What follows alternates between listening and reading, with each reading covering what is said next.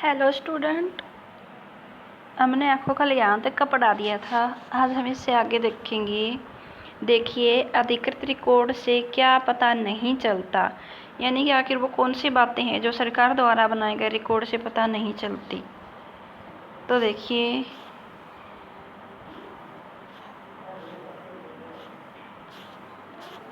एक मिनट, यहाँ तक का तो हमने करवा दिया था कल आपको, 18 सितंबर की क्रांति वगैरह का। आगे देखिए कहाँ तक हो गया था। चढ़ने लगे थे और ये विचार थे था उनके विद्रोह के बारे में। इधर तक का हो गया था। आगे देखिए,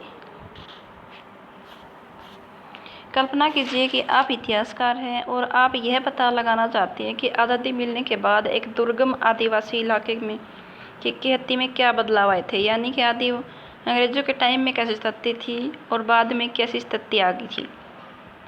तो इस जानकारी को ढूंढने के लिए सूची बनाइए। तो देखिए,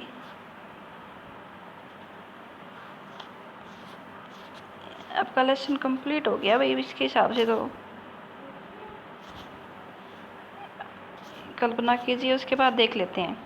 जेम्स मिल ने भारतीय इतिहास को हिंदू, मुस्लिम और 3 कालखंडों में बांटा था। तो ये बात सही है कि गलत है, आपको पता होगा अच्छे से। हमने आपको करवाया तो नहीं, शायद ये नोटबुक में लिखने के लिए नहीं दिया होगा। तो ये बात इसकी सही है भाई, 3 कालखंडों में बांटा था, यही थे 3 खंड। सरकारी दस्तावेजों से हमें ये समझने में मदद मिलती है कि आम लोग क्या सोचते हैं। तो ये बात यहाँ पे गलत है।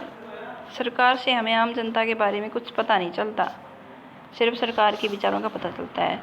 औरंगजेब को लगता था कि सही तरह शासन चलाने के लिए सर्वेक्षण महत्वपूर्ण है। अंग्रेजों को यही लगता था। सॉरी, अंग्रेजों को लगता था भाई, औरंगजेब नहीं।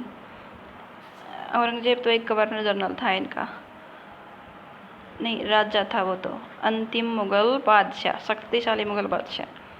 तो ये बात सही है इनकी। उनको लगता था कि सर्वे करवाना ज़रूरी है सही चीज़ों का पता लगाने के लिए। उसके बाद हमने आपको जेम्स मिल वाला भी करवा दिया। आपका ये वाला भी हो चुका है क्वेश्चन, दस्तावेजों वाला और इतिहासकार पुराने खबरों से जो रिकॉर्ड होता थे, ये वाला हमने आपको कल दिया था। तो यहाँ तक करने के बाद में लगभग आपका लेसन कंप्लीट हो चुका है। तो उम्मीद है आपको ये वाला लेसन ढंग से समझ आया होगा। और अगर आपको लेसन ढंग से समझ आ रहा है तो आप कमेंट सेक्शन में जाके इसके बारे में हमें ज़रूर बताएं कि हम आपको NCERT वाली बुक पढ़ाएं या फिर आपके MBD में जो क्वेश्चन दे रखे हैं वही वाले क्वेश्चन हम आपको पढ़ा दें। इसके साथ साथ है आपको ये दिखा देते हैं थोड़ा सा, इंसानों के खाने के लायक नहीं है। अखबार में देश के विभिन्न भागों के चल रहे आंदोलनों का पता चल जाता है, यानी कि अखबार में सारी जानकारी मिल जाती है। यहाँ पर 1946 में पुलिस की एक पड़ताल की खबर दी गई है। तो दिल्ली में 2000 से ज़्यादा पुलिस वालों ने बृहस्पतिवार सवेरे अपने कम वेतन और पुलिस लाइन बावर्ची खाने में आने वाले घटिया भोजन के खिलाफ खाना खाने से इनकार कर दिया। जैसे जैसे ये खबर दूसरे पुलिस थानों तक पहुंची, वहाँ भी पुलिस वालों ने खाने से इनकार कर दिया। एक हड़ताली का कहना था कि पुलिस लाइन की रसोई से हमारे लिए खाना आता है, वह कोई इंसान नहीं खा सकता।